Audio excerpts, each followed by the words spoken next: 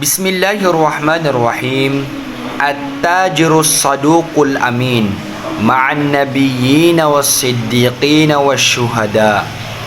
Ang sabi ng propeta Rasulullah sallallahu alaihi wasallam, ang mga taong nagbibisnes, yung nagtitinda, na pag siya ay makatotohanan, nagsasalita siya ng katotohanan sa kanyang mga paninda, na maisasama siya sa mga tao sa araw ng paghuhukom sa mga nabi. Kasama niya ang mga propeta.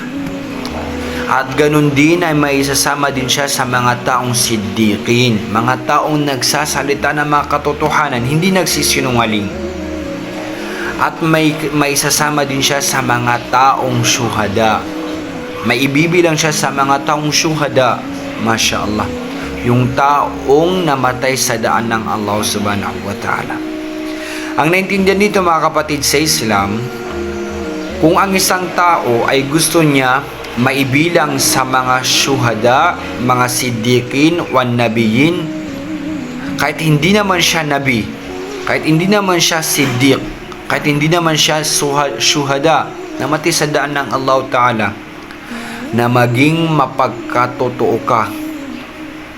Huwag kang magsinungaling pag ikaw ay time na ikaw ay nagtitinda sa ibang tao. Maging makatotoo ka sa ibang tao. Maging makatotoo ka sa iyong mga paninda. Sabihin mo kung ano talaga yung paninda mo. At huwag mong takpan yung mga bagay na para ikaw lamang ay makabenta. La ilaha illallah. Kailangan po natin mga kapatid sa Islam, kung gusto natin maibilang sa mga taong mga nabi at siddiqin at mga syuhada, na kailangan tayo ay malinis, dalisay, yung mapagkatotoo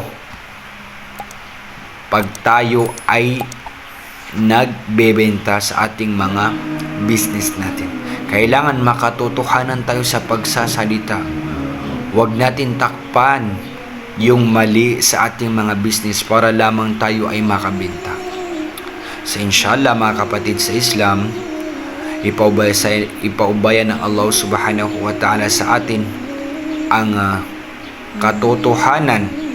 Kailangan na time na tayo ay nagtitinda, kung tayo man ay may business, ay kailangan ay tayo ay makatao at nagsasalita ng katotohanan sa ating mga paninda. Assalamualaikum warahmatullahi ta'ala wabarakatuh.